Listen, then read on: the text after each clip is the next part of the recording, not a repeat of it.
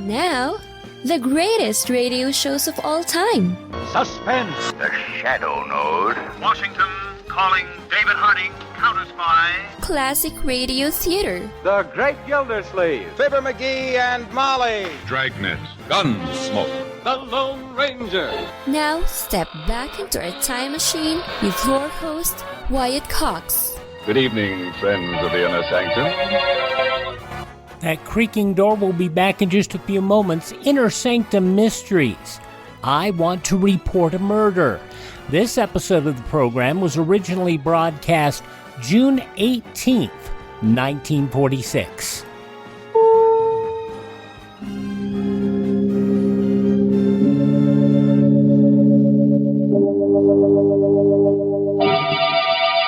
Lipton Tea and Lipton Soups present Inner Sanctum Mysteries.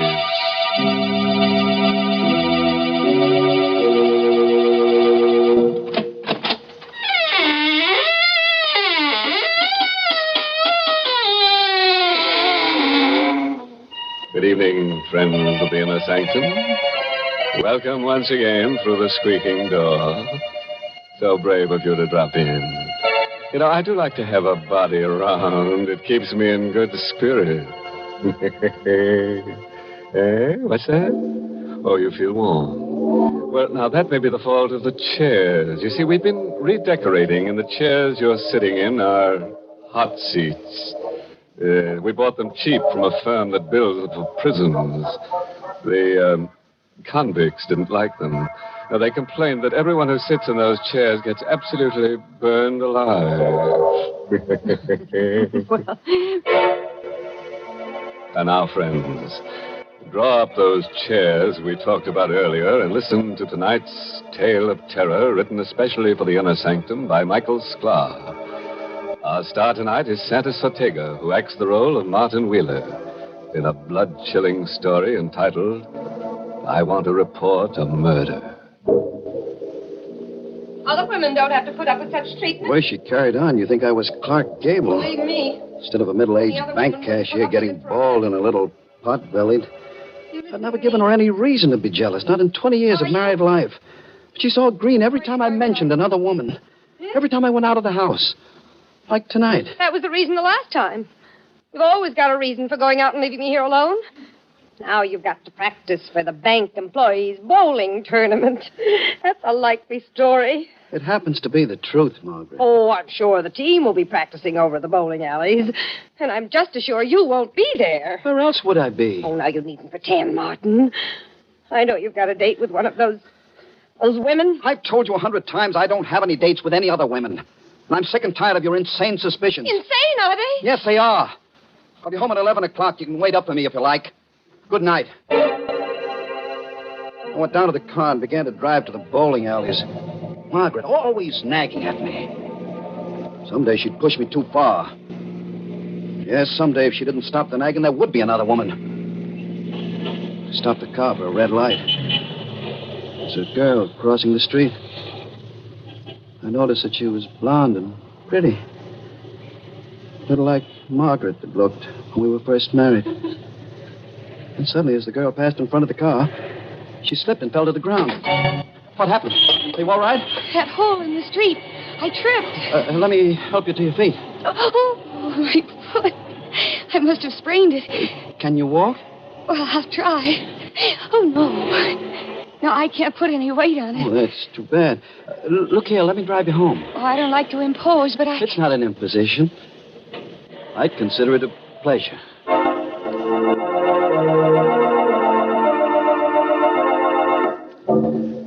She was about 25 years old and married. She said her name was Mrs. Susan Holmes. I didn't tell her my name, and as things turned out, that was lucky. No one was home at her apartment. I helped her to a chair and started to leave. Don't go yet. Come here. Oh, don't be afraid of me. I'm not going to bite you. Mrs. Holmes, I've got an appointment at the bowling alley. Well, that's not very flattering. Don't you like me? Well, yeah, sure. I do, but... Mrs. Holmes, Please, don't. You shouldn't. Don't be silly. You've been very kind. And I like you. Her arms were around my neck, pulling me down toward her. She used a faint perfume. Margaret hardly ever used perfume. Margaret. I thought of her as Susan kissed me. Then I stopped thinking until the door opened. Say, what is this? Robert! Susan, who is... I come home and find my wife kissing another guy. How long has this been going on? Well, this is all a mistake. Your wife tripped and hurt her ankle. I brought her home and... You won't weasel out of this by blaming it all on Susan. It won't work, mister. I saw both of you. Mr. Holmes, I've tried to explain. You won't listen to me, so I'm leaving. No, you don't. Get out of my way. This gun is loaded, mister. Put that gun back in your pocket. Don't be a fool. You're staying here until... No. Hey, let go of my arm! Let go of that gun! I'll kill you for this. Let go of the gun. I'll break your arm. Now I've got the gun. Give it back to me. I won't. Stop it. Robert, look out! Oh! Robert!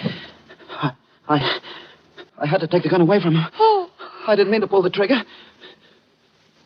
Is he... He's dead. You killed him. I killed a man.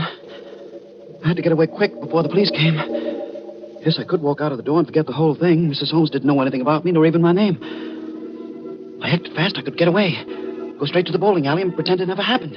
where are you going? I'm leaving. Come back here. Come back here.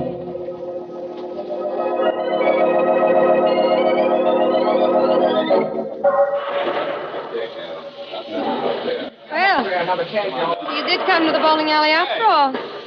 Margaret, what are you doing here? I've been waiting for you. Checking up on me. Why shouldn't I? It certainly didn't take you this long to drive over from the house. Where have you been? Oh, for heaven's sakes, Margaret, leave me alone. Why are you staring at me? Your face. What about my face? Lipstick.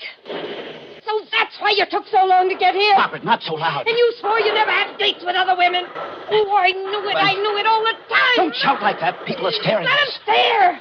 Let them hear every word I say. I want your friends to know what kind of a man you are. Phone call for Mr. Wheeler. Mr. Wheeler. That phone call, it must be for me. I'll be right back.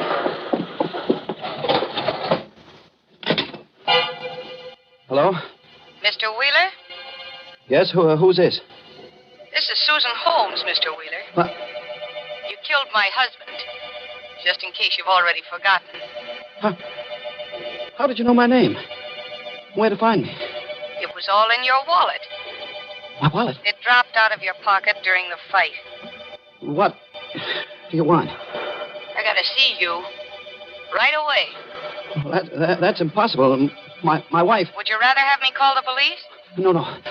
Don't do that, please. Where shall I meet you? Downstairs in front of my apartment house. I'll be there waiting for you. I'll be there in 10 minutes. Bye.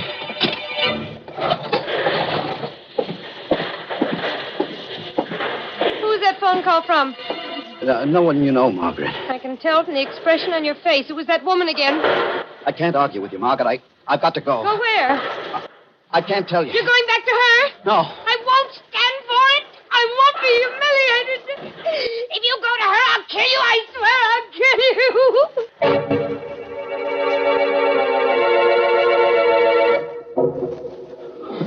I hated to leave her there crying. What else could I do? She wouldn't have believed what happened any more than Holmes did. Even less. Because she was so jealous. Susan's voice had sounded hard and bitter over the phone. Well, I couldn't blame her. It's a rotten thing I did. Running away like that. Then I saw her waiting at the curb. Young. Slim. And pretty. So you came. Get into the car, Susan. I want to tell you, I'm sorry about running away. Save the apologies. Just start driving.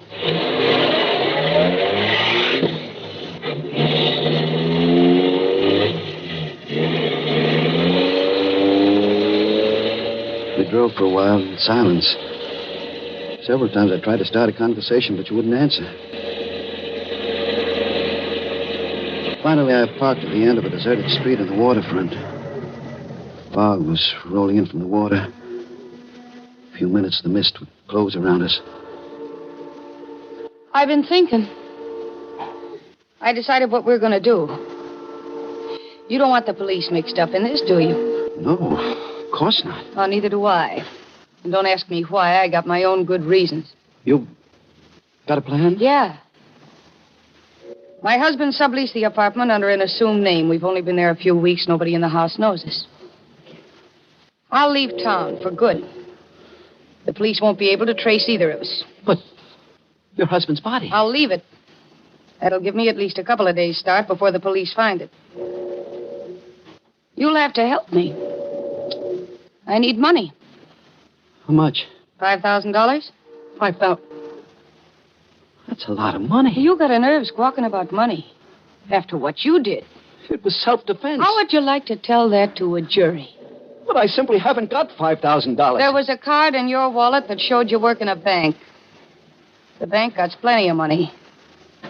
You know how to get it. And more, too. She wanted me to steal the money. I saw it clear now. No longer young and fresh and pretty. Just a cheap, flashy woman who wanted money. Money? It was blackmail. If she got the $5,000, it wouldn't end there. She'd keep driving me, squeezing me, milking me. Well, which is it going to be? The money or the police? Neither. Ah, don't be stupid. There's a law against murder. I'm going to do something very sensible, Susan. What do you mean? You? Oh, take your hands off my throat. I don't like to do this. Oh, you're choking me. Don't. My fingers tightened on her throat. And I felt as though I was killing something inside me. She kissed me once. She said she liked me. And for a moment, I felt young again.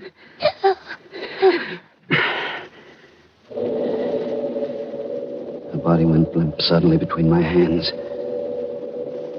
She was dead. I was a double murderer.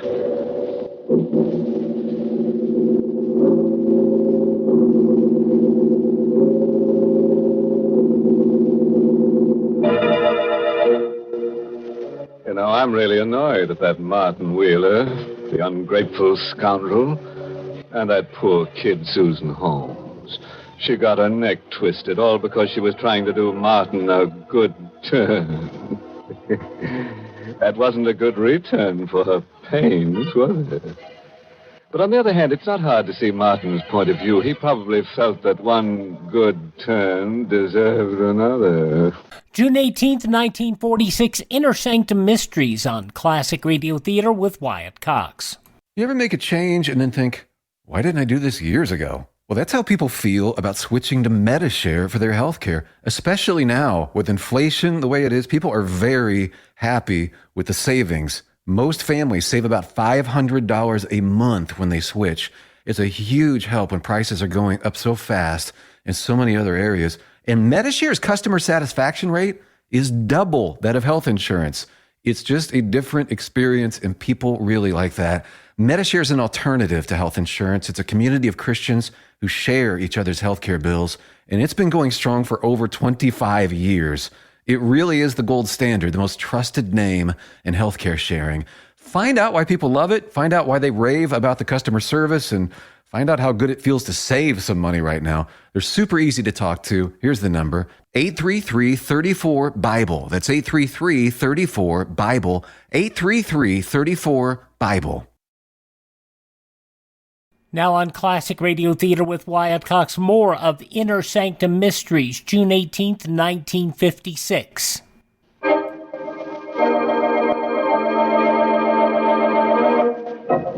And now let's return to Martin Wheeler, the middle-aged bank cashier, who's having a night full of trouble. A moment ago, he killed Susan Holmes because she threatened to tell the police about the death of her husband. Fog was all around me now. making the world unreal, sinister. Off in the water, the fog whistles were sobbing. I stood at the end of a pier, body of Susan in my arms. I held her a moment longer than was necessary, and then dropped her into the water. It was all over. I could go back to Margaret, try to forget that I had committed murder.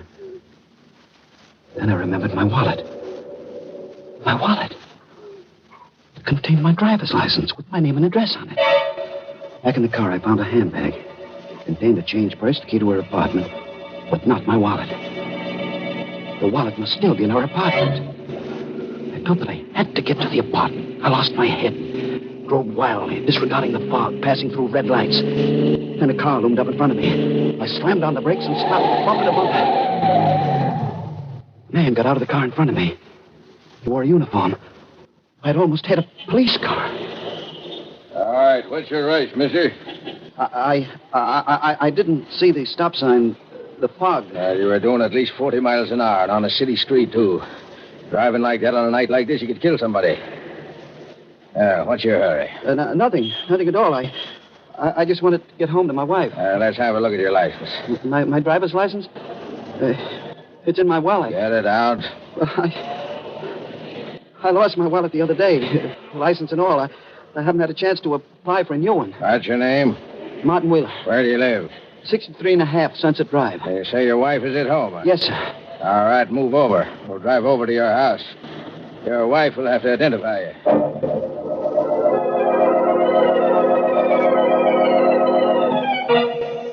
Is that all, officer? All except for this. Here's your ticket, Wheeler. Appear in traffic court tomorrow morning. And apply for a new license, you understand? Yes, sir, I'll do that. All right. And don't let me catch you driving like that again. Good night. Good night. Well, Martin? I'm sorry, Margaret. You're sorry. Who is she? What's her name? Believe me, this isn't like what it's Are you in love with her? Are you? Answer me. No, I don't love her. Someday I'll be able to tell you what happened, but not now. I'm awfully tired. Let's go to bed. I pretended to sleep. The thought of my wallet still in Susan's apartment kept spinning through my mind. I had to get out of the house. I had to get to Susan's apartment and find the wallet. I couldn't leave until I was sure Margaret was asleep. She was asleep now. I slipped out of bed, got into my clothes, crept toward the door. I didn't see the chair in the dark until I stumbled over it. Who's there? Martin? Martin, where are you?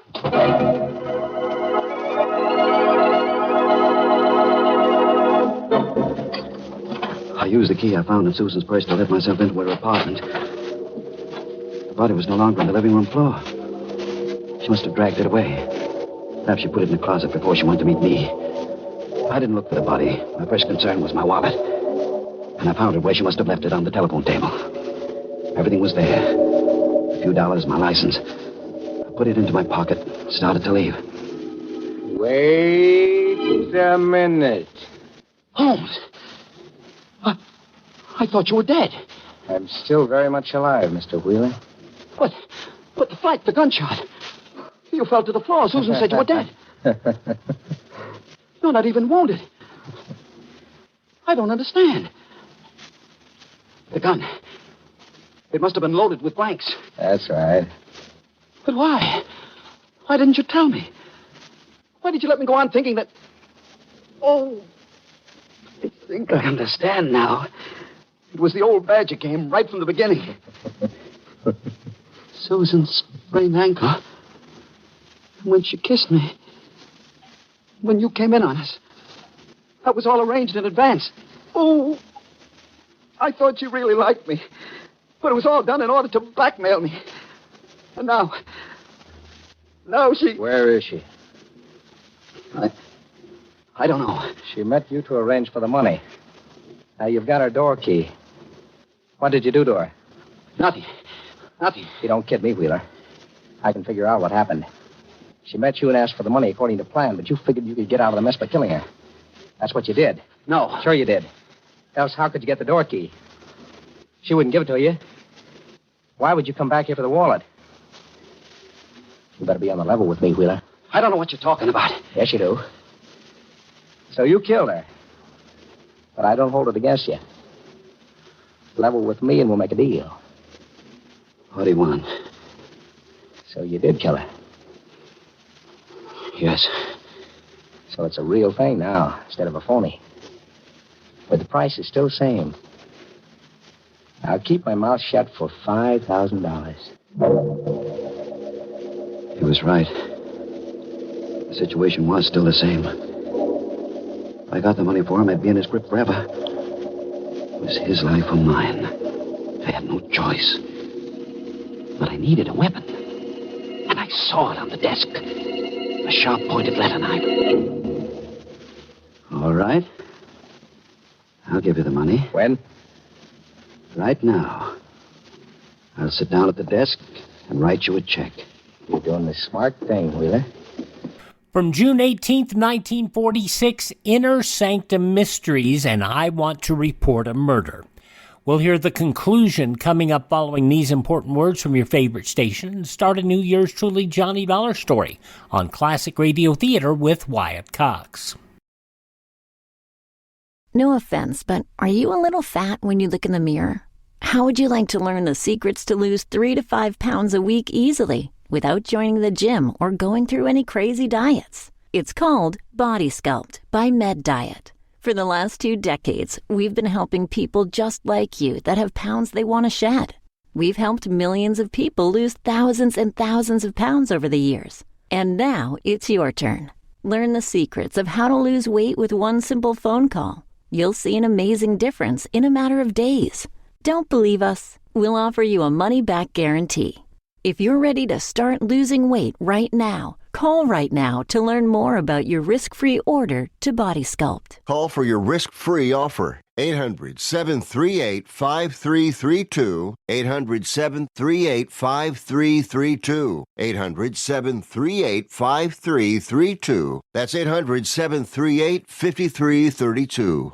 Are you in bad pain? You know what I mean. Your knees hurt. Your shoulder hurts. Your elbow and back are constantly killing you. And I'm sure you've tried every pain pill or cream available at the drugstore. Am I right? Well, here's something you haven't tried. Pain Magic. Pain Magic is not available at any drugstore. The only place you can get it is by calling the special toll-free number I'm about to give you. And to make things even better, call right now and find out about our buy one, get one free offer. We're so confident it'll work for you that we offer a free bottle with your purchase. No prescription required. Call now to learn how you can get Pain Magic and get rid of your pain. Remember, your results may vary. 800-492-8164. 800-492-8164. 800-492-8164. That's 800-492-8164.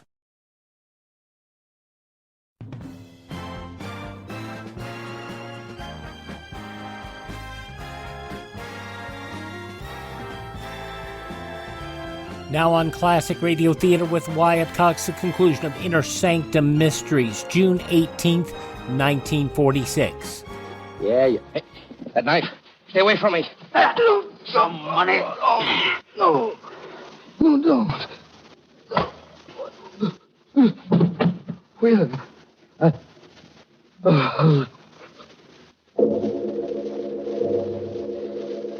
He was dead. I killed him twice in one night.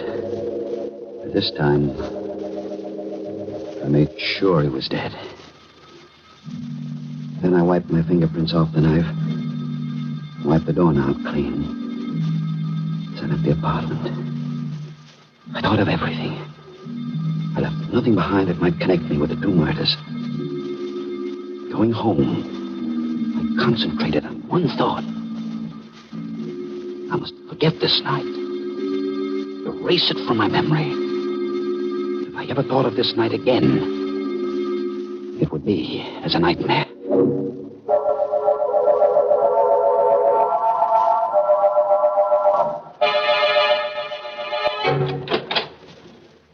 room was still dark as I entered.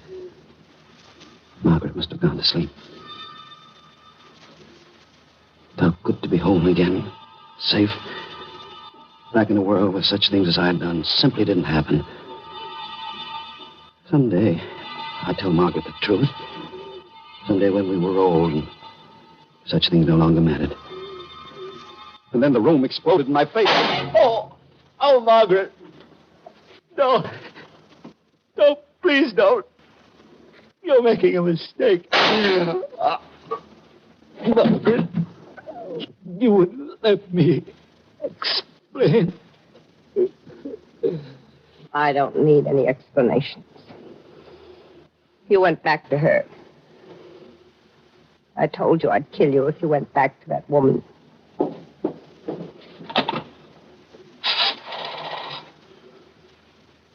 Number, please. Operator, get me the police. I want to report a murder.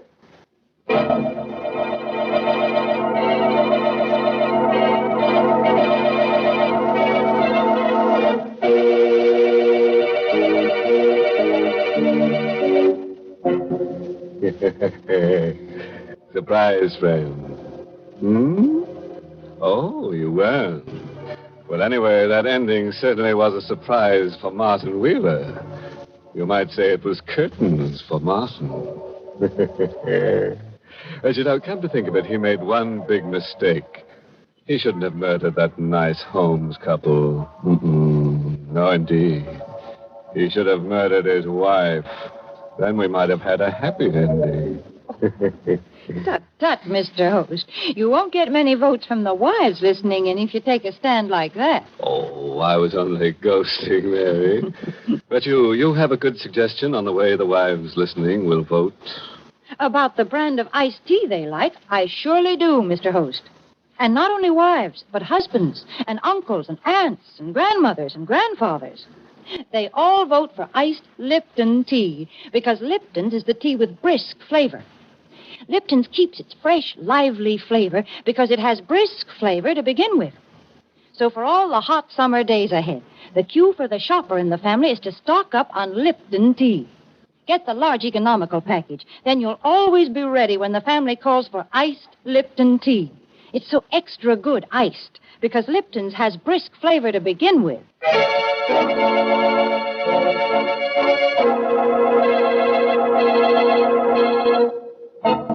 And now, friends, a parting word of advice for potential murderers. For a perfect crime, I suggest an electric drill. The police will take one look at the body and decide your victim was bored to death. This month's Inner Sanctum Mystery novel is The Panic Stricken by Mitchell Wilson. Tonight's story was directed by Hyman Brown. With tonight's story, friends, we close the current Inner Sanctum series. This is your host, thanking you all, on behalf of Lipton Tea and Lipton Soups, and all the artists who appeared on the show for being with us during the past year. You've been a grand audience. Be sure to tune in again when Inner Sanctum returns to the air in several weeks. Watch your newspapers for the exact date. And don't forget Lipton's special edition of the March of Time next week at this same time. Until then, good night.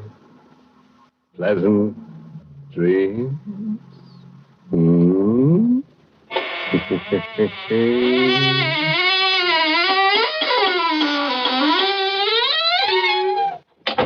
June 18th, 1946, Inner Sanctum Mysteries on Classic Radio Theater with Wyatt Cox.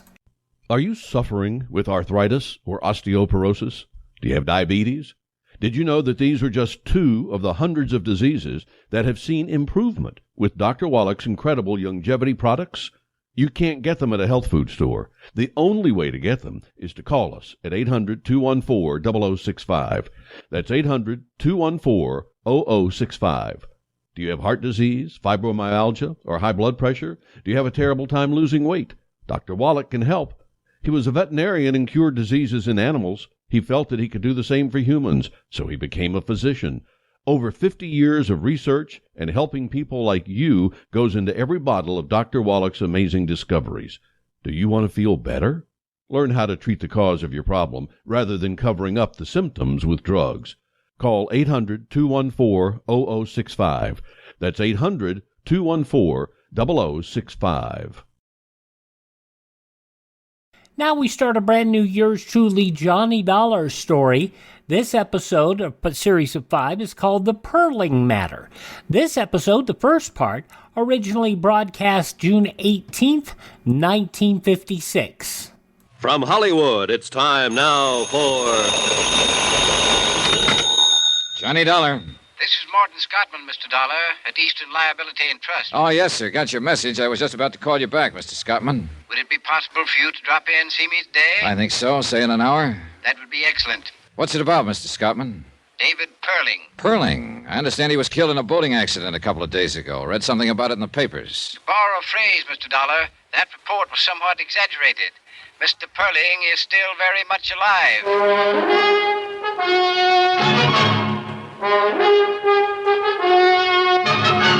Tonight and every weekday night, Bob Bailey in the transcribed adventures of the man with the action-packed expense account, America's fabulous freelance insurance investigator. Yours truly, Johnny Dollar.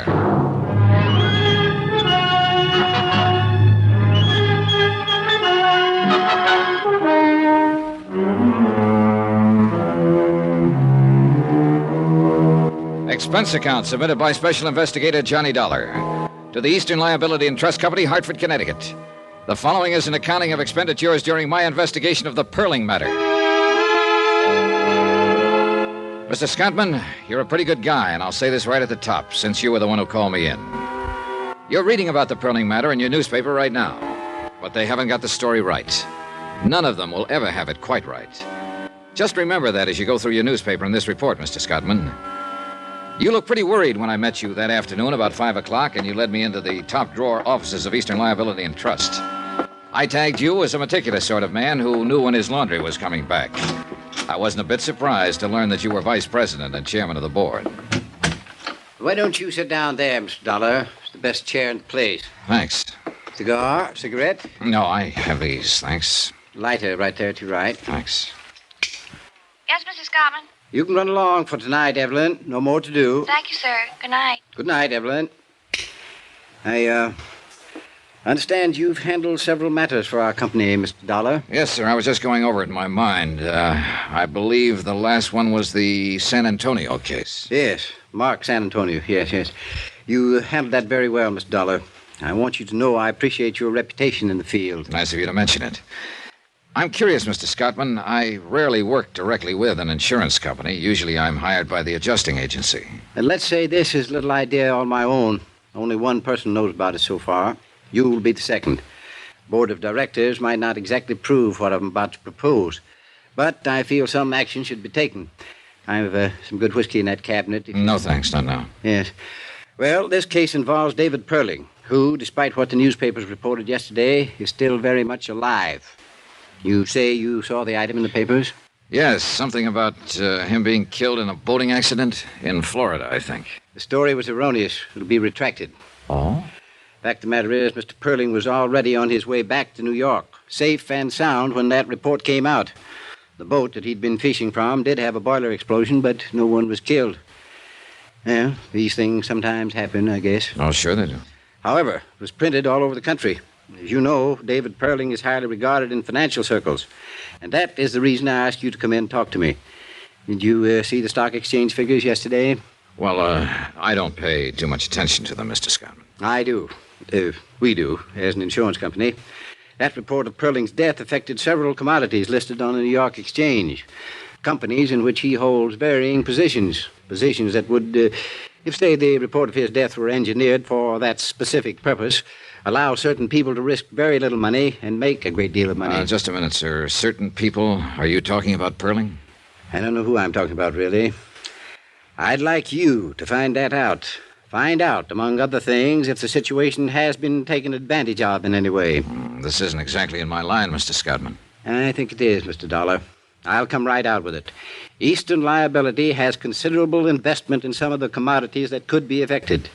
or let's put it this way, I want to know where we stand. I want to know if we've been cheated or are about to be cheated. I had dinner with Morton Scottman at his club. He acquainted me with the several companies involved in the matter and supplied me with stock exchange information that would be valuable in making comparisons in case the action he anticipated ever happened. An hour later, I was at the airport. Expense account item 1, $123.69, airfare and incidentals from Hartford to Key West, Florida. I arrived at 4 o'clock in the morning, found a hotel, and had 6 hours sleep. At 11:30, I was standing in the office of a bluff, red-faced man named Peyton. He happened to be the managing editor of a newspaper. All the way from Hartford, Connecticut, eh? Well, welcome to Key West. What can I do for you? Tell me about this story. A Perlin story, huh? Yeah. You a lawyer? No. You here to make trouble? Just find out something about how that story got into print, that's all. We're retracting today. What do you want us to do? Wear sackcloth and ashes? Well, I'm not here to file a suit. I just want some information about the story. You can sit down if you want to. Right, thanks. Find Gracie Edwards, will you? Right. Well, about like the newspaper story, except for the mistake. That was a pretty good-sized mistake, Mr. Peyton. Perlin was here for a week to 10 days. He had an idea he could catch some tarpon or sailfish. He chartered a boat called the Yacht Watcher. Day before yesterday. Just heading in for the landing, somehow the fuel ignited and she blew up. Everybody thought Perlin was still aboard her. Who was aboard her? It's the skipper. He came out of it all right. Harbor patrol boat picked him up. Mm-hmm. Go on. Everybody thought Perlin had been aboard as usual and was lost. The skipper wasn't in any shape to tell it differently then. After all, Perlin had been going out on her every day. We all knew that. Where was Perlin? He's sleeping in his room when all of this happened. Got up about 3 o'clock, checked out, took the train back to New York. Story come out in the evening edition. Your reporter, the one who wrote it up, I'd like to see him. It's a her. Well, how did she get the story? It was right there. Right where? What do you mean? Down at the sailfish landing when the yacht watcher come in. That a regular beat? Well, town this size, we don't have beats. But your reporter was there when the boat caught fire? Yeah. What's her name? Gracie Edwards. How long's she been a reporter? A couple of years, give or take a month. Hope you didn't come down here to run her over the coals. Oh, she's had enough of it, Dollar. From me. It's my job, not yours. Okay. Where do you eat lunch around here? Bluefin Bar and Grill, about a half block down this side of the street. Dipped beef and apple pie, if you like that kind of thing. Oh, hi, Gracie. This is Johnny Dollar. Gracie Edwards. Hello, Mr. Dollar. Hi. Mr. Dollar's come all the way from Hartford to ask you some question about the Perlin story, Gracie. You want to talk to him? Do I have to? Up to you, honey. Who are you? What do you want to know? I'm an insurance investigator. I want to know how the story got into print without being verified. Well, that's a straight enough answer. Who do you investigate your insurance for? Eastern Liability and Trust Company at the moment. Yeah, he's got business cards and everything. Yeah, he looks like he might do that kind of work. Well, if you're going to talk to him, find someplace else. I've got work to do. How about some lunch, Miss Edwards? How about that? Oh, get out. Expense account item 2, $2, 2 lunches for Gracie Edwards and myself at the Bluefin Bar and Grill. She was a short, stocky woman in her early 30s. She had a fresh-looking face and fiery red hair. She didn't strike me as the kind of reporter who'd make a bad mistake. I did it the way any cub would have, only worse. I had a 3 o'clock deadline. I wanted to make it. I could have waited till the skipper came to, said Perling wasn't aboard. I could have contacted Perling's hotel, found out he was safely there. I didn't do any of that. I just phoned in my story. You know the rest. Every wire service in the country picked it up. Guess I was lucky I wasn't fired. Mm-hmm. You want another glass of beer? No, thanks. You've been pretty nice. I'm sure you're not all insurance investigator. Notice I haven't asked you exactly what you're investigating. Yeah, I noticed that. You gonna tell me? Possibly. Right now, something worries me. You were down at the landing when the boat caught fire? Yeah. You go down there often? It's more or less my beat. Oh? What? I didn't think a reporter'd have a beat in a town this size. I said more or less. I like to go down there in mid-afternoon when the boats are coming back. The water's blue and fresh. Usually a good offshore breeze blowing. And if they caught any big fish, the flags are up. It's a place to go. I'm romantic. Good. Suppose we go there. 2:30 now. Want to see some of those boats come in?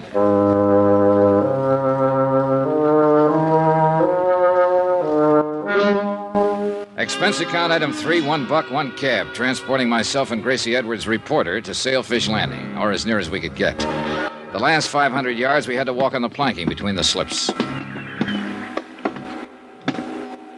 Now, tell me, where was the Outwatcher when she blew up? Over there. About there. Uh-huh. Where were you? Right here. I was sitting right there. Looking out to sea? Uh-huh. How long had you been here? Oh, an hour or so. That was day before yesterday? Yeah. She blew up there. You phoned in your story before 3 o'clock? Yeah, right before 3. Where's the Outwatcher now? They raised her this morning, towed her over the repair docks. That's around the point. That's kind of funny. What's funny? Well, I guess I didn't hear it right. You saw her get in trouble. You were right here. Then you went and phoned in your story. That's right. Where'd you phone it in? What? Last phone I saw was at the tavern before we came on the docks. High heels running over these slips. Take quite a while to get to it. I used a phone in town. How'd you get there? Cab. You had one waiting? Look, suppose I did. Suppose you didn't, Miss Edwards. Suppose you weren't even here. If you were, where's the sunburn? Every redhead on Earth burns up in an hour when the sun's like this, unless you're an exception. I don't think I like this. I don't like it much myself. But I have to find out something. I'd like to find out from you. I hope I can. If I can't, I'll have to find out from someone else. Maybe the man who owned the boat, the man who ran it, someone around here. I'm going. Wait a minute. I'm not just throwing words around. The boat was probably insured, and it'll probably have a claim on it, and I'll probably know the adjuster who was sent to work the claim. I'll talk to him and tell him what I'm thinking. I'll find out about this one way or another, Miss Edwards. But I think you can help me. Now, you're a good reporter. You would have waited to see if Perling was aboard. You would have checked his hotel. You would have, in spite of a 3 o'clock deadline, you would have made sure he was or wasn't aboard that boat. All right, Miss Edwards. Did somebody pay you to file that story? I just want to know that. Somebody paid me. Yes. Okay. I'll take you back now. We don't have to mention this again. Yeah, okay. In case it comes up, though, Yeah? Mr. Perling paid me. Paid me to print the story he was dead.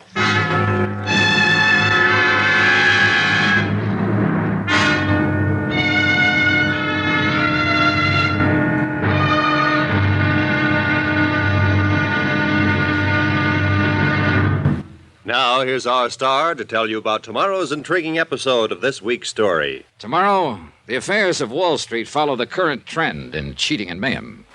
Join us, won't you? Yours truly, Johnny Dollar.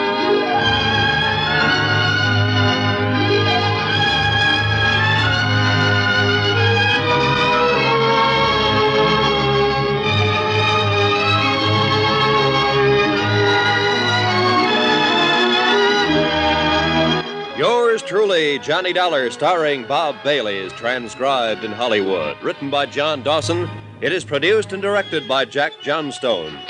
Be sure to join us tomorrow night, same time and station, for another exciting episode of Yours truly, Johnny Dollar. Roy Rowan speaking.